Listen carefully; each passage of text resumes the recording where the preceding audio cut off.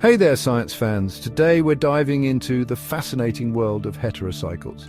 These are special molecules that are super important in chemistry. What makes them so special? Well, they're like the cool kids in the chemistry club because they have rings that aren't just made of carbon atoms.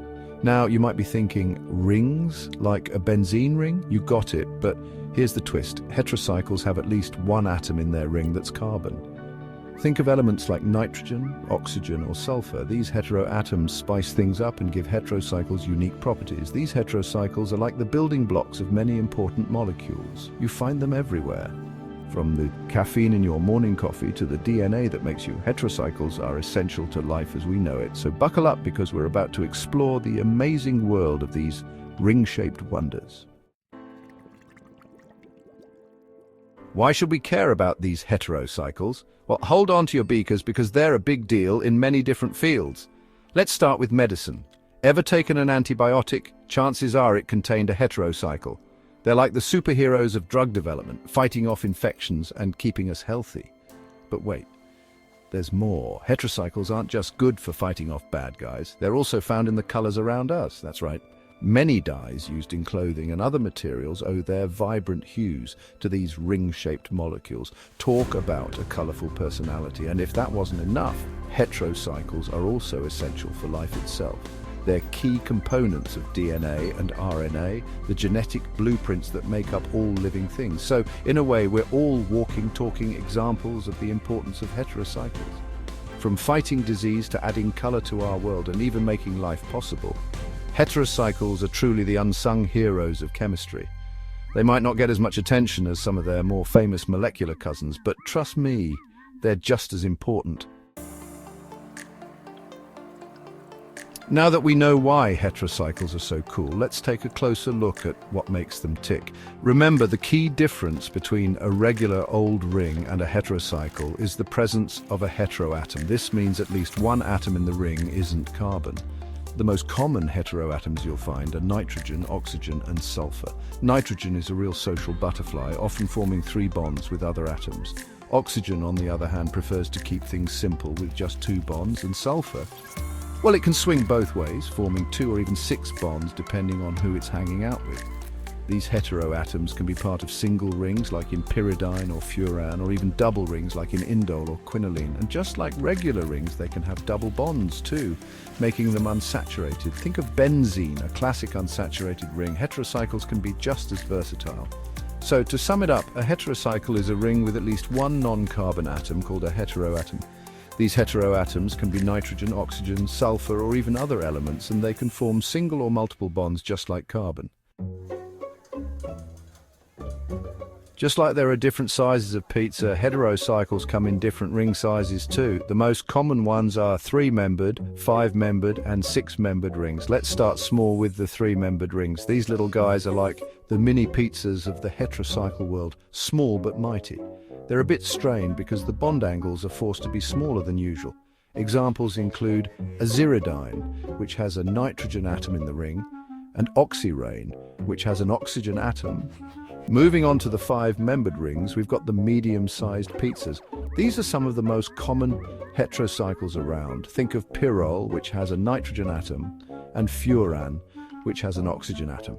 They're like the classic pepperoni pizzas, always a good choice. Next up, we have the 6-membered rings, the large pizzas of the heterocycle family. These rings are more relaxed because the bond angles are closer to ideal. Pyridine, with its nitrogen atom, and pyran, with its oxygen atom, are prime examples. They're like the supreme pizzas, loaded with possibilities. And of course, just like you can get extra large pizzas, there are also heterocycles with even larger rings. These are less common, but they still play important roles in chemistry.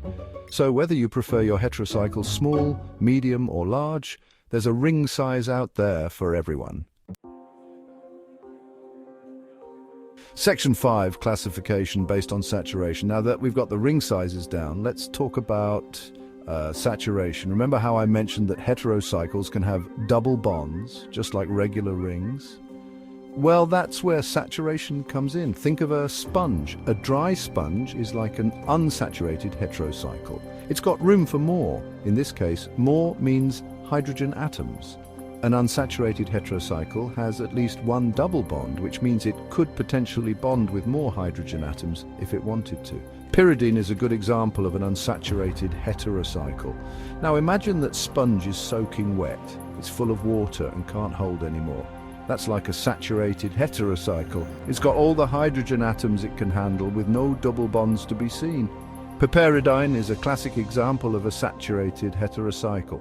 So just like a sponge, a heterocycle can be unsaturated, meaning it has room for more hydrogen atoms, or saturated, meaning it's full up on hydrogens. It all depends on whether it has any double bonds. Section 6, classification based on heteroatom type. Remember those cool heteroatoms we talked about earlier? Well, they're not just there for show. The type of heteroatom in a heterocycle can really shake things up in terms of its properties and reactivity. It's like adding different toppings to your pizza. Each one brings its own flavor to the table. Nitrogen-containing heterocycles are like the pepperoni of the heterocycle world. They're everywhere.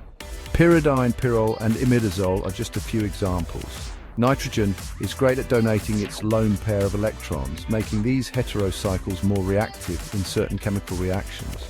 And then we have the oxygen-containing heterocycles, like the mushrooms on our pizza. They might not be as common as nitrogen-containing ones, but they're just as important. Furan and piran are two examples.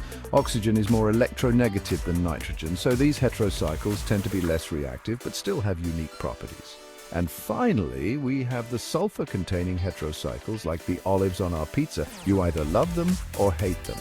Thiophene is a good example. Sulfur is a bit of a wild card, sometimes behaving like oxygen and sometimes like nitrogen.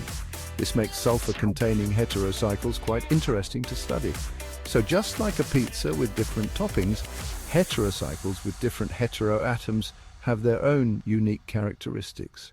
Knowing the type of heteroatom present can give us clues about how a heterocycle might behave in different situations. Section 7, classification based on number of heteroatoms. Hold on to your hats because things are about to get even more interesting. Heterocycles can have multiple heteroatoms in their rings. It's like ordering a pizza with all the toppings. Things can get pretty wild. These can have one heteroatom like pyrrole or furan, but they can also have 2, 3, or even more. Imidazole, for example, has 2 nitrogen atoms in its 5-membered ring. Bicyclic compounds have 2 rings fused together. Quinoline has a nitrogen atom in each of its 2 rings. The possibilities are practically endless. Section 8. Applications of heterocycles. We've already touched on some of the amazing things heterocycles can do, but now it's time for a deep dive into their real-world applications. Get ready to be amazed by how these ring-shaped wonders are making our lives better in countless ways. First up, let's talk about medicine. Heterocycles are like the rock stars of the pharmaceutical industry. They're found in a wide range of drugs, from antibiotics like penicillin and amoxicillin to painkillers like ibuprofen and morphine. They're even used in chemotherapy drugs to fight cancer. But heterocycles aren't just good for fighting disease, they're also essential for agriculture.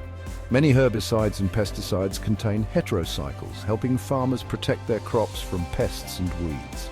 This means we can grow more food and feed more people thanks to these amazing molecules. And let's not forget about industry.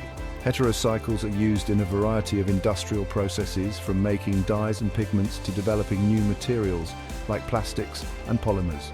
They're even used in some high-tech applications like OLED displays and solar cells.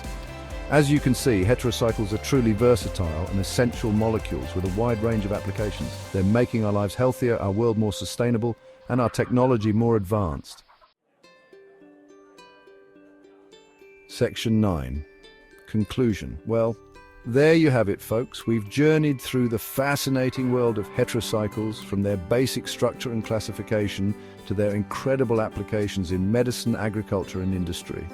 These ring-shaped wonders, with their non-carbon heteroatoms, are truly the unsung heroes of the chemistry world. Remember those 5-membered rings like pyrrole and furan, or the 6-membered rings like pyridine and piran?